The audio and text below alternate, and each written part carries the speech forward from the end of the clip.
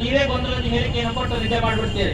ಆದ್ರೆ 9 ತಿಂಗಳಿಂದ ಹೊಟ್ಟೆ ಹಸಿದು ನಿದ್ದೆಯನ್ನು ಮಾಡದೆ ಹಗಲು ರಾತ್ರಿ ಚಿಂತೆ ಮಾಡ್ತಿರುವಂತ ಏಕೈಕವಾಗಿರುವಂತ ವ್ಯವಸ್ಥೆ ಅಂದ್ರೆ ಖಾಸಗಿ ಶಿಕ್ಷಣ ವ್ಯವಸ್ಥೆ. ಈ 9 ತಿಂಗಳಲ್ಲಿ ಅಷ್ಟೊಂದು ನೊಂದಿರುವಂತ ಜೀವಗಳು ಈ ತಾನೇ ನೀವೆಲ್ಲ ನೋಡ್ತಿದ್ದೀರಿ. ಒಂದಿಷ್ಟು ಜನ ಖಾಸಗಿ ಶಿಕ್ಷಣ ಸಂಸ್ಥೆಗಳಲ್ಲಿ ಕೆಲಸ ಮಾಡ್ತಿರುವಂತ ಶಿಕ್ಷಕರು ಸುಸೈಡ್ ಮಾಡಿಕೊಳ್ಳುವಂತ ಹಂತದಲ್ಲಿ ಹೋಗಿರುವಂತದ್ದು 2-3 ಘಟನೆಗಳನ್ನು ನಾವು ನೋಡ್ತಾ ಇದ್ದೇವೆ.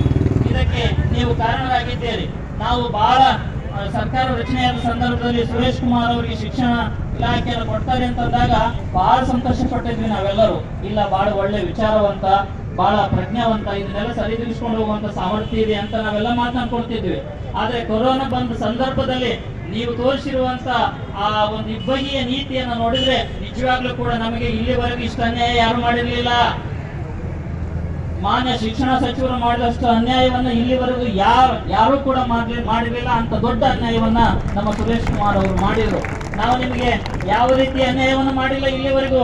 ಸರ್ಕಾರಕ್ಕೂ ಕೂಡ ನಾವು ಎಷ್ಟೊಂದು ಕಷ್ಟಪಟ್ಟು ಶಿಕ್ಷಣ ಸಂಸ್ಥೆಯನ್ನು ನಡೆಸ್ತಿದ್ದೀವಿ ಅಂತಂದ್ರೆ ನಿಮ್ಗೆ ಗೊತ್ತಿಲ್ಲ. ನೀವೆಲ್ಲೋ ಮಹಾನಗರ ಪಾಲಿಕೆಯಲ್ಲಿ ಇರುವಂತ ಕೆಲವು ದೊಡ್ಡ ದೊಡ್ಡ ಸಂಸ್ಥೆಗಳನ್ನು ನೋಡಿ ಅದೇ ರೀತಿಯಾಗಿ ಎಲ್ಲ ಸಂಸ್ಥೆಗಳು ಇದಾವೆ ಅಂತ ಭಾವಿಸ್ಕೊಂಡಿದ್ದೀರಿ ಸ್ವಾಮಿ. ಅದು ನಿಮ್ಮ ತಪ್ಪು ತಿಳುವಳಿಕೆ. ನೀವು ಒಂದ್ಸಾರಿ ಆಲೋಚನೆ ಮಾಡಬೇಕು. ಗ್ರಾಮೀಣ ಪ್ರದೇಶದಲ್ಲಿ ಇರುವಂತಹ ಸಣ್ಣ ಪುಟ್ಟ ಶಾಲೆಗಳಿಗೆ ಬಂದು ನೋಡ್ಬೇಕು ಅವರ ಪರಿಸ್ಥಿತಿ ಏನಿದೆ ಅಂತ ಅನ್ನೋದನ್ನ. ಇವತ್ತಿಗೂ ಕೂಡ ಬಹಳ ಕಡಿಮೆ ಫೀಸಿನಲ್ಲಿ ಎಲ್ಲಾ ಸಿಬ್ಬಂದಿಯನ್ನ ಹೊಂದಿ ಉತ್ತಮವಾಗಿರುವಂತ ವ್ಯವಸ್ಥೆಯನ್ನ ಹೊಂದಿ ಸಾಮಾನ್ಯ ಮಕ್ಕಳಿಗೆ, ಬಡ ಮಕ್ಕಳಿಗೆ ಶಿಕ್ಷಣ ಕೊಡುವಂತ ದೊಡ್ಡ ಕೆಲಸವನ್ನ ಮಾಡ್ತಾ ಇದೆ. ನೀವು ಸರ್ಕಾರದಿಂದ ಒಂದು ಮಗುವಿಗೆ 32,000 ರಿಂದ 35,000 ರೂಪಾಯಿ ವರ್ಷಕ್ಕೆ ಖರ್ಚು ಮಾಡ್ತೀರಿ. 80,000 ರೂಪಾಯಿವರೆಗೂ ಕೂಡ ನೀವು ಖರ್ಚು ಮಾಡ್ತೀರಿ ಅಂತ ಅನ್ನುವಂಥದ್ದನ್ನ ನೀವೇ ನಿಮ್ಮ ಬಜೆಟ್ ಅಲ್ಲಿ ಬಿಡುಗಡೆ ಮಾಡ್ತೀರಿ ಸ್ವಾಮಿ.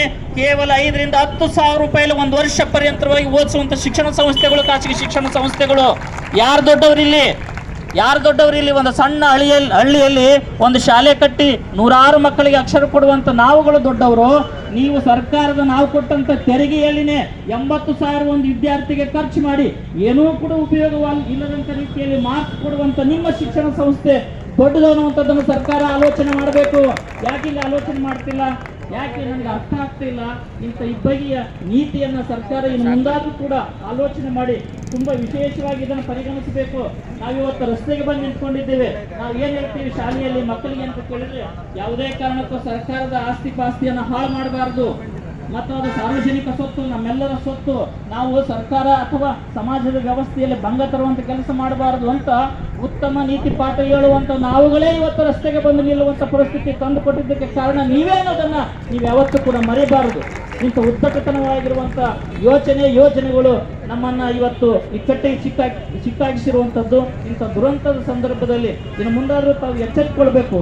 ಉತ್ತಮ ರೀತಿಯ ಆಲೋಚನೆಗಳನ್ನ, ಯೋಜನೆಗಳನ್ನ ನಮಗೆ ತಿಳಿಸಿಕೊಡುವಂತ ನಿಟ್ಟಿನಲ್ಲಿ ಸರ್ಕಾರಗಳು ಮುನ್ನಡಿ ಇಡಬೇಕು ಅಂತ ಅನ್ನುವಂತ ಇರಾದೆಯೊಂದಿಗೆ ಈಗ ನಮ್ಮ ಒಕ್ಕೂಟದ ಮಂಡಳಿಯವರು 11 ಬೇಡಿಕೆಗಳನ್ನ ತಮ್ಮ ಮುಂದೆ